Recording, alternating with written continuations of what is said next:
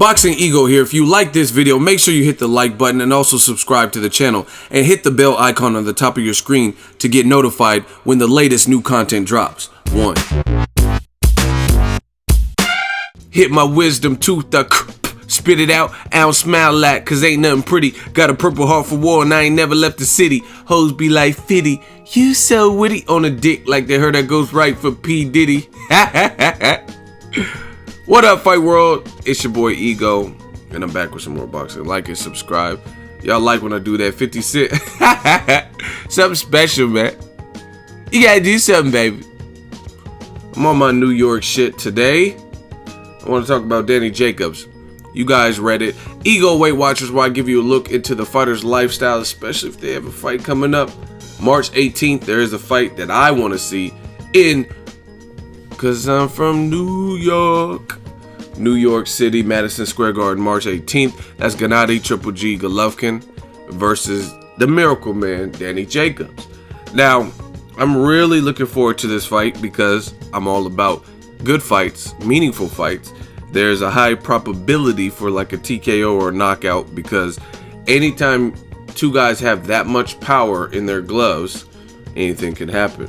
And I just want to see it. I'm all about when it's the number 1 and number 2 guys, or you can make an argument for it, like Joshua Klitschko. That's another good fight where it's top level guys fighting. You know what I mean? Champion, former champion, things of that sort. So, and it's also a consolidation on the belts. I told you guys, for me personally, I'm not a fan of all these belts. Like they got the Shawn Michaels Intercontinental Champion of the Century belt, and I heard they're making a belt for Canelo Chavez, and that's not even in a weight class. That's at a random Canelo weight of 164.5. Like, hey, what division are you the champion of? Oh, the one I made up, 164.5. You know what I mean? So I'm not a big fan of that. Like the interim champion, the regular champion, the super champion, the super duper califragilisticexpialidocious champion. Like I don't think there should be this many belts. But hey, it's a business.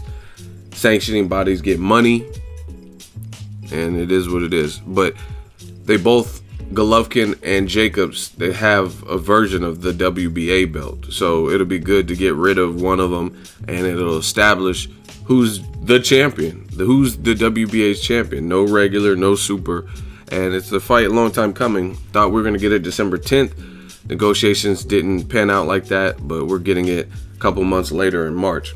Now, you guys seen the title of the video, you've seen the video, the picture, and Jacobs looks to be in killer shape.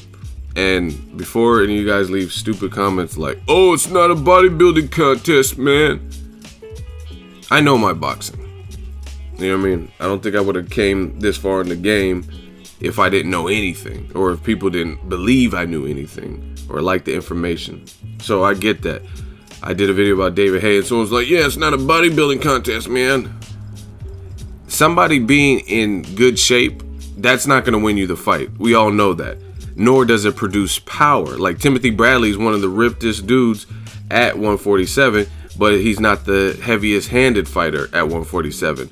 Versus you got guys like Lucas Matisse moving up to 47. You got guys who don't necessarily, you know what I mean? Keith Thurman, he don't look as ripped as Bradley. Like Bradley, there's this one photo I've seen, and Bradley's abs, it looks like his abs stuck out farther than his chest. Like what kind of 3D abs, DreamWorks, Pixar? He's cut, he's sliced, and it is what it is. So I get that it doesn't, but the fact is Danny Jacobs is already a known hitter. He's already powerful, whether he's in shape or not. We know he possesses power, just like Golovkin. So it's a good indication that he's training hard. When anytime a fighter is getting lean and leaning down, then that's usually good for their career, and it shows you potentially where they're at in camp, right? It's not a telltale sign. Sometimes people lose water weight and they look ripped, but they're really dry. But I think he's taking it serious, and I think he has a good team around him. He has Chris Algieri working on the nutritional stuff, so he's fueling his body with the right supplements, the right nutrients to make weight and to be comfortable on that scale, and just optimal performance, I guess you could say. And I'm sure Golovkin is doing the same thing. I seen there's a picture of Golovkin. He's on his Rocky 4. He's running through the snow. So this is just a good indication from both fighters, right?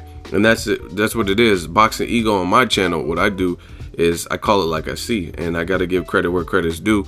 And I like to see this. Now, I haven't ran into Gennady Jacobs. He's in my neck of the woods in the Bay Area, but I will. So if you guys have questions, let me know. I'll try to answer some relevant questions. Some of you guys, hey man, what's your favorite cereal, man? Like, you guys say some random stuff. But if you guys have legit questions, I'll try to remember them or write them down or memorize them and ask him those questions. But shout out to Dave, strength and conditioning coach. He had Collazo in dumbass shape. He works with Saddam Ali, who just won his fight. And we'll see. Gennady Jacobs versus Triple G Golovkin. It's the best middleweight fight. Like, a lot of people try to act like Gennady Jacobs was scared, but he maintained the same thing. So I can't say that. I can't. And I told you guys that for the longest on my channel. Like, because I'm a straight shooter, classy. You know what I mean? And at the end of the day, I didn't really get the vibe that he was ducking the fight. Like, you know what I mean? You could say, oh, the money, he keeps bringing up money, but I mean, you guys got to look at the picture you're painting. And Golovkin is this Goliath, and nobody can stop him, and 24 knockouts in a row, and he's selling out on the East Coast and on the West Coast and in the UK.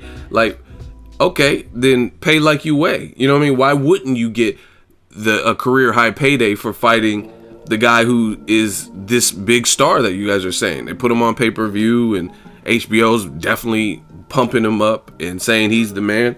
He's pound for pound top 25 in the last 25 according to ESPN. So I mean, why wouldn't Jacobs want a good money? You know what I'm saying? It don't make sense to me. Like, let's say this is the 80s when Michael Jackson was in his prime, and they're like, hey, Ego, we want you to be in the Thriller video. So the biggest star in music, if I'm gonna be in his video and he wants me to act, like, there's actually Joe Pesci was in Moonwalker, for those that don't know. I think Martin Scorsese directed it. But anyway, Joe Pesci was in it. So let's say they offer me a role in it. Wesley Snipes was also in the Bad video, Michael Jackson. Michael Jackson just groundbreaking when it comes to music and entertainment. But bottom line, he's the biggest star, right, of the 80s. He holds that crown. So for an acting gig, you would want to get compensated in a dutiful way, like where it makes sense, because you're gonna be, this is the king of pop we're talking about. Now, if this is just a little bit like, you know what I mean, Lil Uzi Vert's video or something, yeah, you're probably not gonna get cashed out as much because he's not as big of a global star as Michael Jackson. Michael Jackson, if you guys remember, when Michael Jackson, he performed at the Super Bowl halftime, probably the greatest halftime, at least to me. I mean, I'm a huge Michael fan, but whatever. One of the greatest halftime. This dude didn't even do anything for like the first minute and change. He just came out and he was statuesque. He stood there. Then he moved his head to the left and people were like, oh! And he just sat there for another 45 seconds. Then he slowly took his glasses off and people were going nuts. Like, oh! Michael! Like, you know what I mean? Fainting and stuff. He wasn't even doing, like, Mike had so much power that he could just stand there with the little Captain Crunch vest or whatever and the glitter and all the zippers and stuff. He literally would just stand there and people went nuts because he was that big of a star, larger than life, right? And again, using my analogy, if you're going to be in a Michael Jackson video and you're going to be like a principal actor in it, why would you expect to not get compensated thoroughly? And to me, that's kind of what it was with Gennady Jacobs. That's what I seen. Like, it was a tall order. It's he knows he's probably going to be the underdog. People confuse fear with that. And it's funny too, because in boxing is always a business. Like, when there's something that you like or a fighter you like, that's what they say. Oh, hey, boxing is a business. Like, why is Canelo fighting Chavez Jr. at 164.5. He moved past 160 where Golovkin is, and it looks like they weren't ready to make that fight. But you're going to fight someone who's bigger than Golovkin. Golovkin's not the biggest middleweight. You've seen that. Danny Jacobs is taller than him. You look at that, right? Canelo and Triple G have similar 30-day mandatory weigh-ins, like where they're very close to what the other person weighs 30 days out from their title fights. And people say, if you're a Canelo fan, he's fighting Chavez Jr. because it's Cinco de Mayo weekend and it makes business sense. Boxing is a business. Yeah. Okay, so why isn't it a business when another fighter, a black man, Danny Jacobs, wants to get his chips for fighting the best fighter in his division? You know what I'm saying? It doesn't make sense. You can't make sense of that. You can't say it's a business with certain fighters, Canelo versus Chavez Jr., but then another fighter that you don't really care about or whatever the situation is, then it's not a business in his situation. He just needs to take whatever scraps he's given. And I noticed that's what they sometimes do to certain fighters, right? Minorities particularly. A lot of times African-American minorities, right? Where it's Adrian Broner needs to just shut up and take whatever Bob Arum offered him. It don't work like that. Broner knows his star power. He knows what he brings to the table. Pacquiao, for what it's worth, he's a good fighter. He doesn't sell the fights. Like, you know what I mean? Like, name the last memorable fight buildup that Pacquiao had. Not like Mayweather-Pacquiao, because people just wanted to see that because they wanted to see that. Floyd didn't even really trash talk Pacquiao in that particular lead up to the fight. Maybe a couple years before or something, but you know what I mean? The fight was already sold. So, I mean, I can't really remember. Like, Pacquiao-Clottey, people tuned in because Clottey's a good fighter and Pacquiao's a good fighter, and they wanted to see it at AT&T Stadium. But it wasn't really because Pacquiao was this phenomenal Conor McGregor type of salesperson, like, I'm going to beat his ass. Like, you know what I mean? He's not selling it up or trash talk. He doesn't even do like serious stare downs, face offs. He'd be smiling, like smiling at Clottey and stuff. You know what I'm saying? So Broner knows his worth. He's not gonna just take peanuts on the dollar because it's Pacquiao, knowing he could fight Granados and get $1 million. I guarantee. I don't even know his purse, but I bet you with that hometown fight, he's probably getting 1.2, something like that. So these fighters are getting smarter, right? And it's not about pricing yourself out. There's situations where I've seen people price themselves out, but I never even publicly heard of Danny Jacobs' number. I don't think he really just said, oh man, I want this amount. He just says the back end business has to make sense. I have to feel comfortable. That's the difference. If he shot out a number that, you know, like he's not getting 8 to 10 million for a Golovkin fight. It's just not that big. You know what I mean? It's good, but it's not that big. But I never even heard of Jacobs' number, but people were so quick to lambast and accuse Jacobs of ducking. Oh, he's a ducker. He doesn't want it. A couple more months of negotiations. Now we're getting it. Silence.